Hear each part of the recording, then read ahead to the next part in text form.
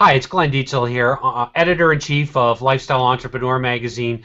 And on my call today, I'm going to be interviewing Ivana Taylor, publisher of DIY Marketers, a resource to help entrepreneurs make more money using less marketing. So I'm really looking forward to interviewing her today.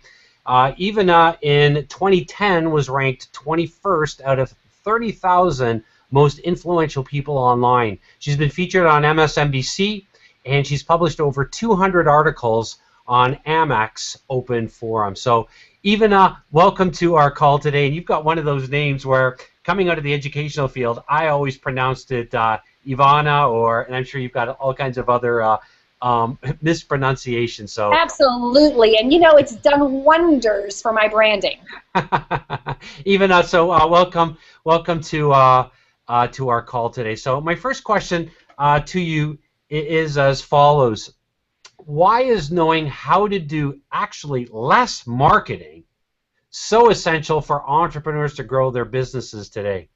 I know, it's crazy. I'm a marketing person, and I'm telling people whatever you do, don't do too much marketing. Let me tell you why. Glenn, every 8 minutes, a small business dies in this country. That means, like in 2010, when they ran the census, that was almost 700,000 businesses. And why? Because they weren't selling the right things to the right people. And when I dug into the data, what I found was they were trying to do everything. And trying to do everything simply doesn't work. And that's why they failed. What makes you uniquely qualified to speak on this, Ivana? Because I suffer from doing too much marketing. I have horrible ADD, Glenn, and of course I'm in the business of trying every new thing that comes out. And guess what? I made the mistake of in collapsing the research and the work that I do and using it to grow my business. And what happened was I diluted all my efforts and really put my growth at a complete standstill. And so, like all of us entrepreneurs, been there, done that, right? And I created a solution for myself, had a big epiphany, and it's just been gangbusters ever since. How does your formula work for doing this, Ivana? Okay, so I have a really simple formula, okay? It really comprises of 3 primary questions. And the first is, who are you being? You see, because marketing isn't about what you do, it's about who you are in the world, right? So who are you being? That's question number 1. Question number 2, what are you committed to? And question 3, what can people count on you for? Those are the only 3 marketing/branding/messaging questions you need to ask yourself. I have more, but I'm not sure if we have enough time to talk about that. Maybe I'll come back to it. What's the one mistake that you see people today making? The number one mistake when it comes to marketing or trying to market less? Well, the number one mistake, and all of us have done it in the past, especially startups, and that is trying to sell everything to everybody. And I like to say you can't sell anything to everybody. So it's focus, focus, focus, and it's the number one mistake, the number one pitfall. You've heard it all before, but it's kind of counterintuitive, isn't it, Glenn, to think that you should do less to achieve more, but it's the absolute truth. The more you focus your message, your offer, and the solutions that you give to a focused group of customers, the more successful you're going to be. What, in your estimation, is and from your perspective, and having built a loyal following and been in this industry now for as long as you have, what's the one question that nobody has ever asked you yet about marketing less that you wish that someone would ask you? The number one question, and you ask a kind of hard question, and I'm going to give you what might seem a difficult answer, and that is, I've said it before, who do I need to be to contribute to my ideal customer? Okay? We're always asking ourselves, what do I need to do to get more customers? But what I'm saying that you should be asking yourself is, who do you need to be for your ideal customer to really, really step into their shoes, figure out what really, really matters to them, and then position your way in such a way that creates that solution. And I promise you, if you ask yourself that question, you are going to see more than 80% of the fluffy stuff you do in places you're wasting your time and money simply fall away. So you've already kind of alluded to it, your answer, but wait, let's develop your answer a little bit more. Sure. Oh, you're asking me to do that? Yes, Absolutely. please. Right? Okay, so let me give you 5 more questions. I know I'm full of questions, right? 5 more power questions that you can ask yourself that's going to help you figure out who you're going to be for your ideal customer, okay? So question number 1 is identifying that ideal customer. And don't give me any of those generic, sometimes those are good, you know, the generic profile descriptions, right? If it's a company, how big is it, who is the person? But I mean, really get to the core of who that person is and what matters to them and what's important to them. Question number 2, what is the problem that they are trying to solve?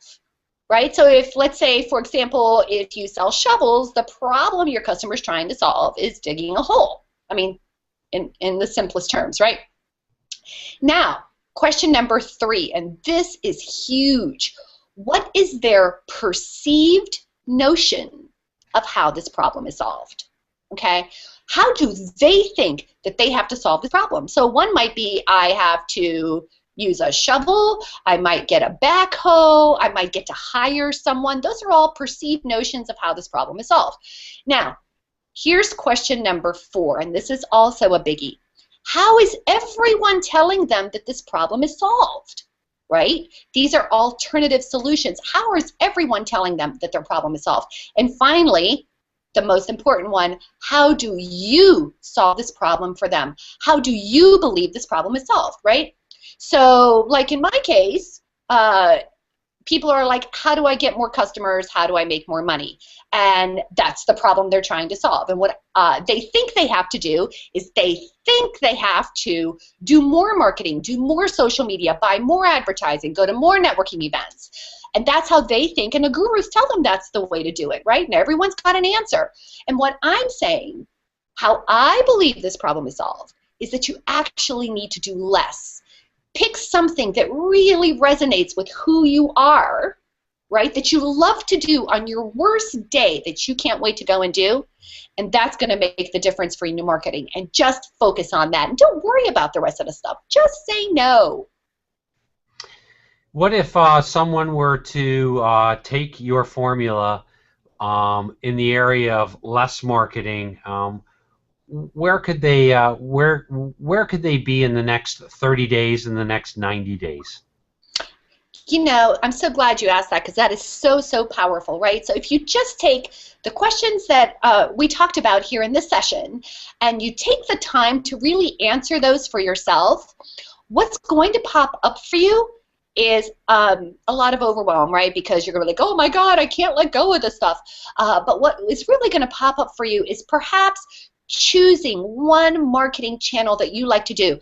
Good news is there's not as many as you think. There's really just a few. Like maybe you like networking events if you're a face-to-face person. Maybe you're more analytical and you like to do pay-per-click or, you know, stuff like that. Or maybe you're social and like social media. Pick one thing. Maybe you love to speak. So, or maybe you like to do webinars. Choose one. That's all I'm asking you to do. Choose one, and for the next 30, 60, or 90 days, go full out on that strategy. You want to do LinkedIn, choose LinkedIn and just rock on LinkedIn. But don't do anything else, right? Just keep your business going, but focus your marketing in just one place that you can get excited about. What would you recommend to our viewers right now as the next, as their from our interview today and our time together, their first actionable step? The first actionable step is really to take the time and answer those questions. And if you have a difficult time answering those questions, here's a really, really terrific tip. Go out, talk to your significant other, talk to your friends, talk to maybe some of your clients even. What a powerful conversation that can be, right? And really take the time to focus in on getting those answers for yourself, because it's going to accomplish two things, right? It's going to get you focused, and you're going to get excited about a strategy. And if you choose to share this conversation with others, it's going to remind them of why they're going to choose you over any other alternative out there. Ivana Taylor, thank you so very much for your time today. You're welcome, Glenn. Thanks a lot. It was great.